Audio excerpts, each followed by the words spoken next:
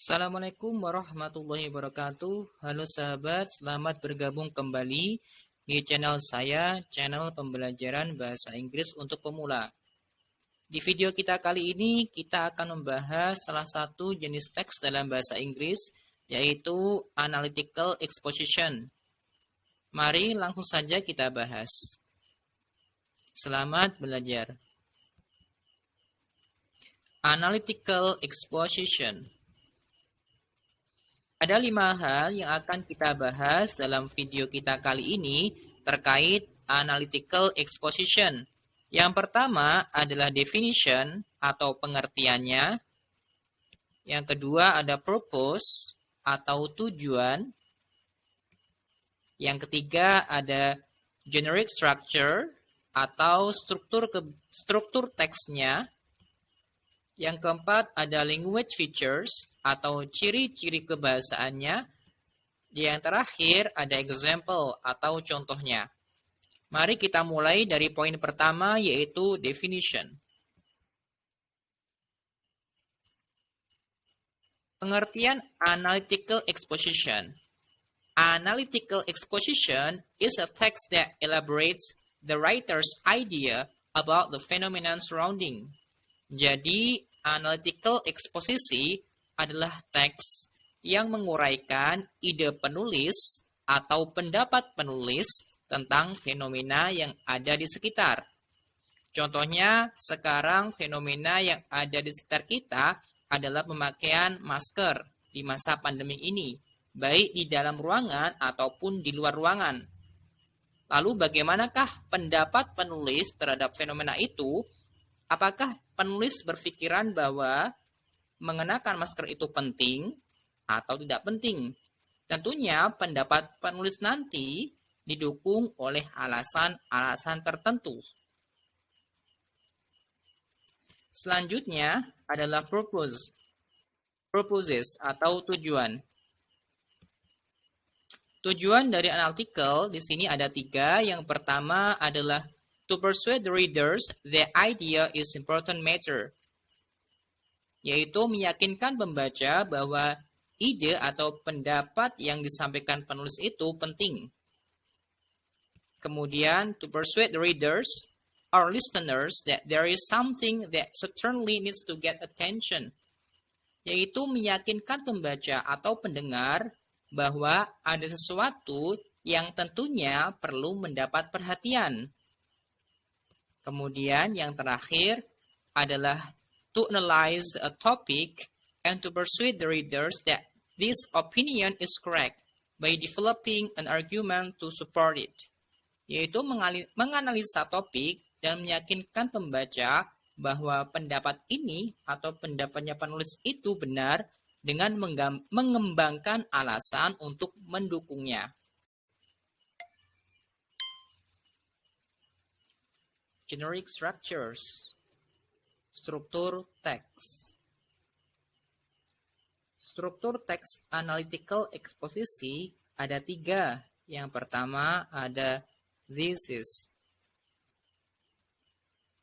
Thesis adalah introducing the topic and indicating the writer's point of view, yaitu mengenalkan topik dan menunjukkan sudut pandang penulis. Kemudian ada arguments.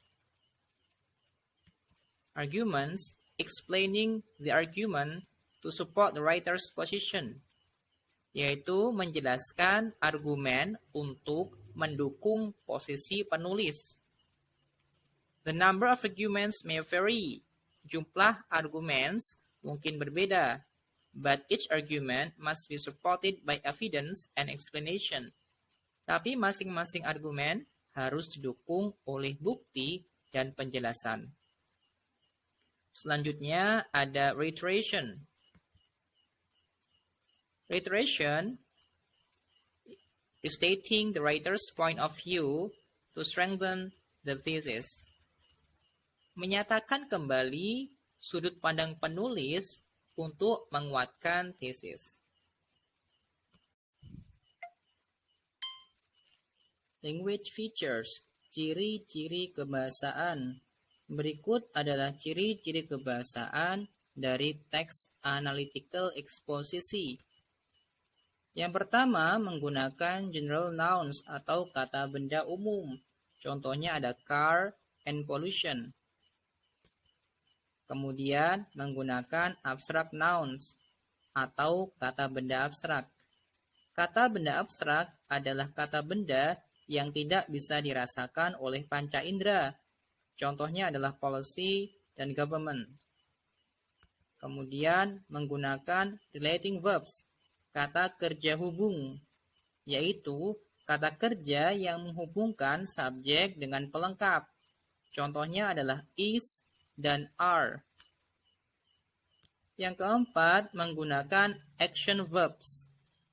Action verbs adalah kata kerja yang berhubungan dengan aktivitas atau kegiatan fisik. Contohnya adalah play dan smoke. Kemudian menggunakan thinking verbs atau kata kerja yang berhubungan dengan pemikiran. Contohnya ada think dan believe. Selanjutnya menggunakan modal verbs, kata kerja modal. Misalnya must, can, could, will, dan lain sebagainya. Selanjutnya menggunakan connectives atau kata hubung. Misalnya ada firstly, secondly, dan lain sebagainya. Kemudian menggunakan evaluative words atau bahasa evaluatif, yaitu bahasa yang sifatnya menilai. Contohnya adalah important, valuable, dan trustworthy. Yang terakhir, berikut adalah contoh dari analytical exposition yang berjudul The Importance of English Language, pentingnya bahasa Inggris.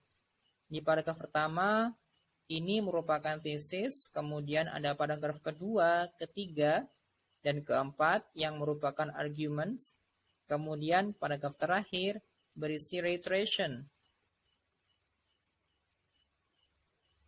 Di paragraf pertama atau tesis, di sini penulis berpendapat bahwa bahasa Inggris merupakan bahasa yang paling penting di dunia.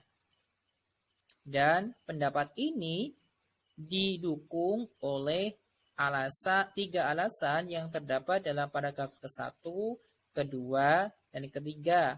Alasan-alasan tersebut yang berwarna hijau. Kemudian ditutup dengan paragraf ketiga yang merupakan reiteration yang digunakan untuk menguatkan tesis.